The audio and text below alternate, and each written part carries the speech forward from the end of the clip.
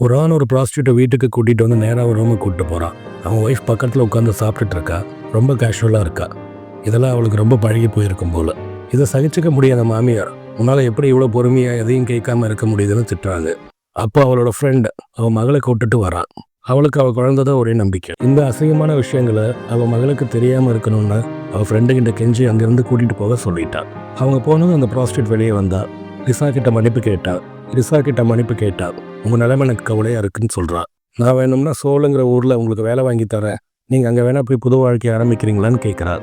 இதில் பெரிய வேதனை என்னென்னா, நைட் சாப்பிட்டுட்டு இருக்கும்போது அவள் புருஷனோட தம்பி லிசாவை கண்ணாலேயே தேடுறான். ஒரே காம பார்வை தான். லிசாவோட புருஷன் இதை பார்த்துட்டு எதுவும் சொல்லாமல் பிள்ளையை கூட்டிகிட்டு மீன் பிடிக்க போயிடுறான். எதுவும் தெரியாத மாதிரி. இந்த வாய்ப்பை அவன் தம்பி பயன்படுத்திக்கிட்டா.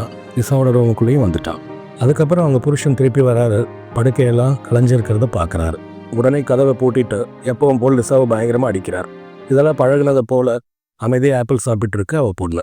இந்த வீட்டில் லிசா அடிமையாக தான் வாழ்கிறாள். ரொம்ப கஷ்டமான வேலையெல்லாம் செய்வாள். என்ன பண்ணாலும் அந்த வீட்டில் இருக்கிற பெரியவங்க அவளை ஏதாவது குறை சொல்லிகிட்டே தான் இருப்பாங்க. ஒரு நாள் லிசா நினச்சி பார்க்க முடியாத மாதிரி ஒரு விஷயத்த பார்க்குறான். அதாவது அவங்க அப்பா பொண்ணுக்கிட்ட தப்பாக நடக்க பார்க்குறாரு. உடனே முடிவு பண்ணிட்டா இங்கேருந்து போயிடணும்னு. அந்த ப்ராஸ்டியூட்டுக்கு கால் பண்ணுறான். மறுநாள் காலையில் ஒரு படகுல ஏறி தப்பிக்கிறது தான் அவங்க பிளான். பிள்ளையை கூட்டிகிட்டு கடற்கரைக்கு வரா. ஆனால் அந்த படகை ஓட்டுற ஆள் அவள் புருஷனோட நெருங்கிய ஃப்ரெண்டு. லிசா பணத்தை கொடுத்தா. ஆனால் அந்த படகு ஓட்டுறவன் அதை மெதுவாக எண்ண ஆரம்பித்தான். அப்போ தானே அவளோட புருஷன் வருவார். எதிர்பார்த்த மாதிரியே அவனும் வந்துட்டான். லிசாவை அடிச்சுட்டு வீட்டுக்கு கூட்டிகிட்டு போகிறான். போகிற வழியில் அம்மாவை அடிக்கிறத பார்த்து அந்த பொண்ணு அவங்க அப்பாவோட காலை கடிச்சிட்டா. அவன் இன்னும் கோவப்பட்டுட்டா. தலைமுடியை பிடிச்சி அங்கேருந்து கல்லை எடுத்து போட்டுட்டான் அவன் மேலே. அவன் அந்த பிள்ளையும் செத்து போச்சு. பொண்ணு இறந்தது லிசாவால் தாங்கிக்கவே முடியல. கத்துனா, அழுதா, கூச்சல் போட்டா. ஆனால் எதையும் மாற்ற முடியல அவளால்.